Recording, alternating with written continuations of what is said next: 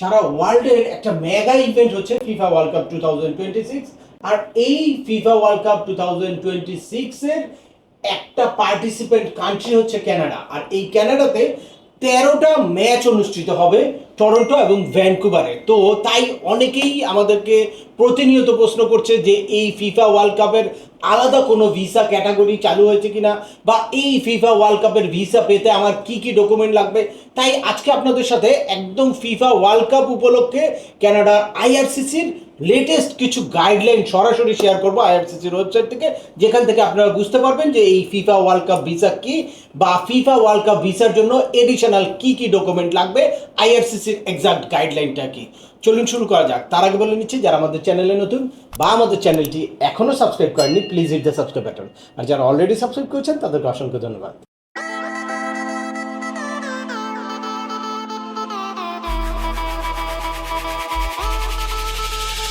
Welcome back. আপনাদের সাথে আছে আমি সিএম আমিনুল বাহার। আমাদের এই চ্যানেলে কানাডার ভিজিট, পড়াশোনা, ওয়ার্ক পারমিট এবং মাইগ্রেশন সংক্রান্ত হিউজ ইনফরমেটিভ ভিডিও আছে। আপনারা যারা যেই টপিক্সে ইন্টারেস্টেড দয়া করে ওই রিলেটেড সকল ভিডিওগুলো দেখবেন। এরপর ছোটোখাটো প্রশ্ন থাকলে ভিডিওর নিচে কমেন্টস করবেন। আর তারপরেও একান্ত কোনো ব্যক্তিগত পরামর্শ বা আমাদের কোনো সার্ভিস নিতে চাইলে ডিসক্রিপশানে থাকা হোয়াটসঅ্যাপ নাম্বারে অ্যাপয়েন্টমেন্ট বুক করে সরাসরি যোগাযোগ করতে পারেন। অ্যাট দ্য সেম টাইম আমাদেরকে ইমেল করতে পারেন এবং আমাদের ইউটিউব, ফেসবুক এবং ওয়েবসাইটগুলো ফলো করে সবসময় আমাদের সাথে যুক্ত থাকতে পারেন।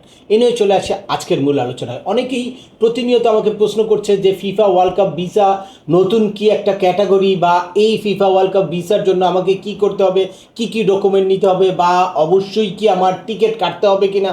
তো এটা নিয়ে হাজারো কনফিউশন। তো সেইটার জন্য আপনারা আসলে বিভিন্ন এজেন্সির কথায় বিভ্রান্ত না হয়ে সরাসরি আইআরসিসির ওয়েবসাইটে কি গাইডলাইন আছে সেটা দেখবেন। তো এই ফিফা ওয়ার্ল্ড কাপ ভিসাটা কারা পাবে সেটা বুঝতে হবে। ফিফা ওয়ার্ল্ড কাপের মধ্যে এক নাম্বার একটা বড় গ্রুপ আছে ফ্যান বা সাপোর্টার, বিভিন্ন দলের সাপোর্টার যারা আর কি খেলা দেখতে যাবে, এই একটা গ্রুপ। এর বাইরে আরেকটা গ্রুপ আছে প্লেয়ার বা ম্যাচের বিভিন্ন কর্মকর্তা, কর্মচারী, এরা আছে এই আরেকটা গ্রুপ। এর বাইরে ভলেন্টিয়ার একটা বড় গ্রুপ যাবে এই ফিফা ওয়ার্ল্ড কাপ উপলক্ষে, এবং মিডিয়ার লোকজন যাবে বা বিভিন্ন ফিফার ওয়ার্কাররা যাবে।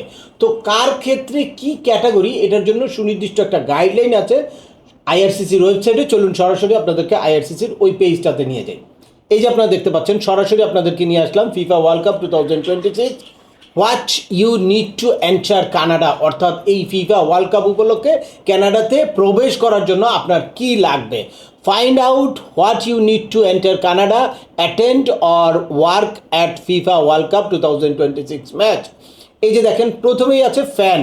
এই ফ্যানে ক্লিক করলে আপনার ক্লিয়ার ইনফরমেশন আছে যে ফ্যান হিসেবে আপনি যদি কানাডার ভিসা পেতে চান বা কানাডায় প্রবেশ করতে চান তাহলে আপনাকে কি করতে হবে। এই যে দেখেন এখানে, if you want to come to Canada attend FIFA world cup 2026 match as a fan you will be entering Canada as a tourist. অর্থাৎ আপনাকে তাহলে ট্যুরিস্ট হিসেবে কানাডায় প্রবেশ করতে হবে। এর পরের লাইনেই বলেছে there's no special FIFA world cup 2026 visa but you may need either of the following to enter Canada. অর্থাৎ ফিফা ওয়ার্ল্ড কাপ 2026 ভিসা নামে কোনো আলাদা ক্যাটাগরির ভিসা চালু হয় নাই, আপনাকে অবশ্যই ট্যুরিস্ট ভিসা নিয়ে যেতে হবে। তো সেক্ষেত্রে আপনার ভিজিটিং ভিসা বা টেম্পোরারি রেসিডেন্স ভিসা বা ইটিএ, যদি ইটিএ অ্যাকসেপ্টেড কান্ট্রির মধ্যে পড়েন তাহলে আপনাকে ইটিএ নিতে হবে। আর যদি এর বাইরের সকল দেশের জন্য কি করতে হবে, একটা ভিজিটর ভিসা বা ট্যুরিস্ট ভিসা বা টেম্পোরারি রেসিডেন্স ভিসা নিতে হবে। Clear information. এই ইটিএ কার লাগবে বা ভিসা কার লাগবে এটা অ্যাকচুয়ালি ডিপেন্ড করে হচ্ছে টোটালি আপনার পাসপোর্টটা কোন দেশের সেটার উপরে, বা আপনি কোন দেশের সিটিজেন সেটার উপরে। এই যে এখানে দেখেন, you don't need to have a FIFA cup ticket if apply for a visitor visa or an ETA. অর্থাৎ এই ইটিএ বা ভিজিটর ভিসা করার জন্য আপনার কোনো টিকিট কাটাটা ম্যান্ডেটরি কিছু না। Having a FIFA cup event ticket does not guarantee that your visa or ETE application will be approved.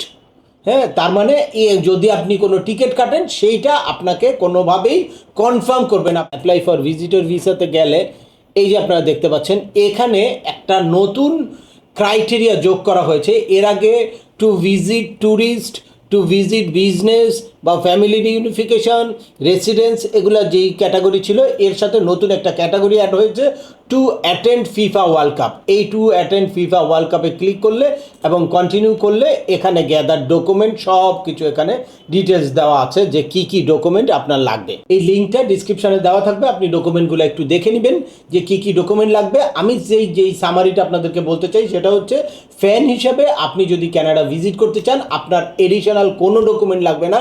Tourist ভিসার জন্য যা যা ডকুমেন্ট লাগে এর ক্ষেত্রে আপনাকে যদি এডিশনালি আপনি প্রুফ করতে চান যে আপনি একজন ফুটবল ফ্যান, তাহলে আপনার এডিশনাল কোনো ডকুমেন্ট যদি থাকে তাহলে সেটা অ্যাড করলে ভিসার চান্সেসটা বা তারা আপনার পারপাসটা ক্লিয়ারলি বুঝতে পারে। কিন্তু এইগুলার কোনো ম্যান্ডেটরি ডকুমেন্ট না। এর আগে রেগুলার যেই ম্যান্ডেটরি ডকুমেন্ট, অর্থাৎ আপনার ট্যুরিস্ট ভিসার জন্য যেই ফর্ম ফিল আউট করতে হবে এবং আপনার রেগুলার ইনকাম প্রুফ করতে হবে, আপনার ফাইন্যান্সিয়াল সলভেন্সি প্রুফ করতে হবে, আপনি ওখানে অ্যাকোমোডেশন বা এয়ার টিকিট এটার কপি দিতে হবে, মানে রেগুলার যা ডকুমেন্ট দরকার সেগুলো দিবেন। সাথে এডিশনালি আপনি যদি কোনো ফুটবল ক্লাবের মেম্বার হয়ে থাকেন, আপনি যদি কোনো ক্লাবের কর্মকর্তা হয়ে থাকেন বা আপনার যদি টিকিট কাটা থাকে তাহলে সেটাও আপনি দিতে পারেন, বাট এগুলো ম্যান্ডেটরি কোনো ইস্যু না। পরে আছে প্লেয়ার্স অ্যান্ড ম্যাচ স্টাফ। আমরা দেখি প্লেয়ার্স অ্যান্ড ম্যাচ স্টাফের গাইডলাইনটা কি।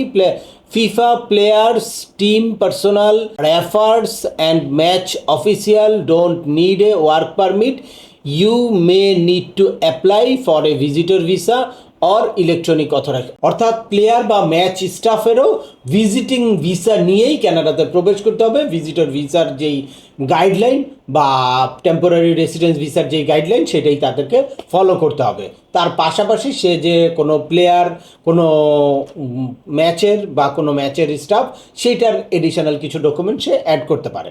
এরপরে আপনারা দেখতে পাচ্ছেন মিডিয়া অ্যান্ড ব্রডকাস্ট, অর্থাৎ মিডিয়া রিলেটেড ইস্যু নিয়ে কোনো ম্যাচ কাভার করার জন্য কেউ যদি কানাডাতে প্রবেশ করতে চায় তাহলে তার কী করতে হবে, তাহলেও তার কোনো ওয়ার্ক পারমিট নিতে হবে না, তারও ভিজিটর হিসেবেই কানাডায় ঢুকতে হবে। কিন্তু এখানে if you have been invited by FIFA, follow the instruction if your invitation letter to us no. Even if you have not been invited by FIFA, you should flag that you're coming to FIFA in your ETA or visitor visa application. This information is for tracking purpose only. That's mean আপনি যদি কোনো media বা কোনো সাংবাদিকতার সাথে জড়িত থাকেন, আপনি যদি কোনো ম্যাচ কাভার করার ইনফরমেশন নেওয়ার জন্য এই কানাডাতে প্রবেশ করতে চান, তাহলে যদি আপনার পার্টিকুলার ফিফার কোনো ইনভাইটেশন থাকে তাহলে সেইটা আপনাকে দিতে হবে। আদারওয়াইজ যদি কোনো ইনভাইটেশন নাও থাকে তাও আপনাকে ওই রিলেটেড ইনফরমেশন, অর্থাৎ আপনি কোন মিডিয়ার সাথে জড়িত, কেন আপনি কানাডা ভিজিট করতে চান, কানাডায় যে এই ম্যাচের ইনফরমেশন নেবেন বা এটাকে কোন কাজে লাগাবেন, সেটা আপনার কাভার লেটারে অবশ্যই মেনশন করতে হবে। এর বাইরে আছে ফিফা ইনভাইটেড ভলেন্টিয়ারি, অর্থাৎ এত বড় একটা ইন্টারন্যাশনাল ম্যাচ অর্গানাইজ করার ক্ষেত্রে ফিফার কিছু ভলেন্টিয়ার রিক্রুট করতে হয়। সেই ভলেন্টিয়াররা যদি কানাডায় প্রবেশ করতে চায় সেক্ষেত্রেও তাদেরকে কোনো রকম কোনো ওয়ার্ক পারমিট নিতে হবে না, তারাও ভিজিটর ভিসা নিয়ে অবশ্যই কানাডায় প্রবেশ করতে পারবে। তবে সেক্ষেত্রে তাদের ওই যে ভলেন্টিয়ার যে ইনভাইটেশন, ফিফার যেই ইনভাইটেশনটা, সেই ইনভাইটেশনটা তাকে অবশ্যই শো করতে হবে, তাহলে তার ভিসার চান্সেস অনেক বেড়ে যাবে। ফাইনালি আছে আদার ওয়ার্কার্স। আপনারা দেখতে পাচ্ছেন এখানে এই আদার ওয়ার্কার্সের মধ্যে আবার দুইটা ক্যাটাগরি আছে, একটা হচ্ছে ফিফা ইনভাইটেড ওয়ার্কার, আরেকটা হচ্ছে other types of worker. FIFA invited ওয়ার্কারদের জন্য কোনো রকম কোনো ওয়ার্ক পারমিট নিতে হবে না, তারাও ট্যুরিস্ট ভিসা নিয়ে যেতে হবে। কিন্তু যদি তারা এই ফিফা ওয়ার্ল্ড কাপ ম্যাচ চলাকালীন সময়ে কোনো পারপাস সার্ভ করতে চায় তাহলে তারা ভিজিট ভিসা নিয়েই কানাডায় যেতে পারবে। বাট আদার ওয়ার্কার যারা আছে তাদেরকে অবশ্যই ওয়ার্ক পারমিট ভিসা নিয়ে এই ফিফা ওয়ার্ল্ড কাপ দেখতে যাক বা ফিফা ওয়ার্ল্ড কাপের কোনো পারপাস সার্ভ করতে যাক, তাদেরকে কিন্তু ওয়ার্ক পারমিট ভিসা নিতে হবে। আর প্রত্যেকটা ক্ষেত্রেই তারা বলছে apply early so you don't miss your event, অর্থাৎ এই ইভেন্ট মিস করতে না চাইলে আপনি দ্রুত আবেদন করেন, প্রত্যেকটা ক্ষেত্রেই বলা আছে। আর যত সামনে যাবে তত কিন্তু হ্রাস বেড়ে যাবে এবং আইআরসিসির প্রেশার বেড়ে যাবে, দ্যাটস ওয়াই এই প্রসেসিং টাইমটাও কিন্তু বেড়ে যাবে। এজন্য যারা আপনারা প্রিপেয়ার আছেন খুব দ্রুত আবেদন করবেন। আবেদনের আগে অবশ্যই দেখবেন যে আপনার সাথে ম্যাচ করে কিনা, বা আপনি যে এইখানে কোন পারপাসে যাচ্ছেন সেই অনুযায়ী আপনার কী কী ডকুমেন্ট জমা দিতে হবে, সেই জিনিসগুলো ক্লিয়ার হয়ে জেনে বুঝে তারপর আপনারা আবেদন করবেন। বাট কোনো যদি মিস রিপ্রেজেন্টেশন থাকে, আপনি যদি রং ইনফরমেশন দেন, কোনো ফেক ডকুমেন্ট দেন, তাহলে কিন্তু আইআরসিসি আপনাকে 5 ইয়ার্সের জন্য ব্যান করতে পারে। এজন্য জেনে বুঝে তারপর দিবেন।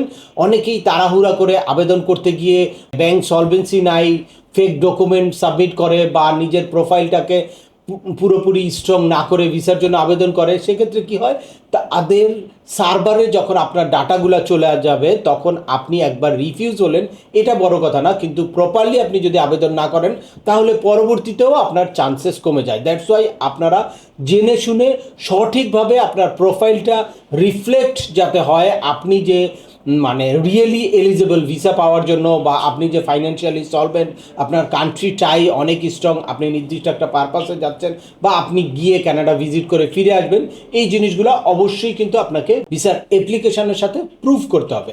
আদারওয়াইজ আপনাদেরকে ভিসা দিবে না, কারণ ট্যুরিস্ট ভিসার গাইডলাইনই হচ্ছে এরকম। এই জিনিসগুলো প্রুফ না করলে আপনাকে কিন্তু কিছুতেই ভিসা দিবে না। শুধুমাত্র আপনি খেলার টিকিট কাটলেই যে আপনি ভিসা পেয়ে যাবেন, এটার কোনো রকম কোনো গ্যারান্টি নেই। এটা আইআরসিসির কথা, এটা আমার কথা না। দ্যাটস ওয়াই আপনারা যদি যারা এখন প্রস্তুত আছেন, প্রিপেয়ার আছেন, যা এলিজিবল আছেন, তারাই শুধু ভিসার জন্য আবেদন করবেন। যারা এলিজিবল নাই তারা সঠিকভাবে নিজেদেরকে প্রিপেয়ার করার জন্য সময় নেবেন, প্রিপেয়ার হয়ে দেন আপনারা ভিসার জন্য আবেদন করবেন। লাস্ট এই 16 তারিখেও আমাদের একটা ভিসা ইস্যু হয়েছে, তো এখন র্যান্ডামলি মোটামুটি ভিসা ইস্যু হচ্ছে। 16 তারিখেও একটা অ্যাপ্রুভাল আমরা পেয়েছি, তো আর এই অ্যাপ্রুভালটা পেয়েছি মাত্র 10 দিনে। তো আপনারা জেনে অবাক হবেন যে এখন ভিসার প্রসেসিংটা কিন্তু অনেক ফাস্টার হচ্ছে। তো আশা করি আপনারা যারা কানাডার ভিসার জন্য আবেদন করতে চাচ্ছেন, এই ফিফা ওয়ার্ল্ড কাপকে কেন্দ্র করে তাদের জন্য অত্যন্ত গুরুত্বপূর্ণ কিছু ইনফরমেশন পেয়ে গেছেন। তারপরেও আপনাদের যদি এই সংক্রান্ত কোনো রকম কোনো প্রশ্ন থাকে অবশ্যই আমাকে কমেন্টস করে জানাবেন। আর ভিডিওটি ভালো লাগলে বা তথ্যবহুল মনে হলে লাইক দিয়ে আপনার বন্ধুদের মাঝে শেয়ার করে দিবেন, যাদের এই ইনফরমেশনগুলো অত্যন্ত প্রয়োজন। আবার দেখা হবে নতুন কোনো গুরুত্বপূর্ণ টপিকস নিয়ে। সে পর্যন্ত সবাই ভালো থাকবেন, সুস্থ থাকবেন এবং আমাদের চ্যানেলের সাথেই থাকবেন। আল্লাহ হাফেজ।